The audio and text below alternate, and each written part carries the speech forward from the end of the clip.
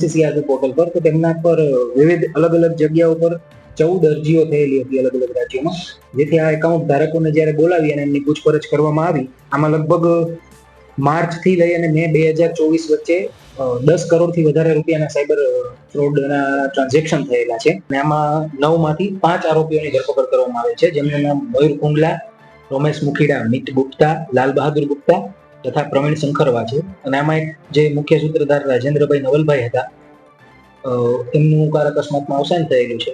આ ઉપરાંત 3 આરોપીઓ છે, એમના વિરુદ્ધ કાર્યવાહી કરવામાં આવી રહી છે સીસીઆરપી પોર્ટલ પર. તો તેમના પર વિવિધ અલગ અલગ જગ્યાઓ પર 14 અરજીઓ થયેલી હતી અલગ અલગ રાજ્યોમાં, જેથી આ એકાઉન્ટ ધારકોને જ્યારે બોલાવી અને એમની પૂછપરછ કરવામાં આવી, આમાં લગભગ માર્ચથી લઈ અને મે 2024 વચ્ચે 10 કરોડથી વધારે રૂપિયાના સાયબર ફ્રોડના ટ્રાન્ઝેક્શન થયેલા છે અને આમાં 9 માંથી 5 આરોપીઓની ધરપકડ કરવામાં આવે છે, જેમનું નામ મયુર કુંડલા, રોમેશ મુખીડા, મિત ગુપ્તા, લાલ બહાદુર ગુપ્તા તથા પ્રવીણ શંકરવા છે. અને આમાં એક જે મુખ્ય સૂત્રધાર રાજેન્દ્રભાઈ નવલભાઈ હતા, એમનું કાર અકસ્માતમાં અવસાન થયેલું છે.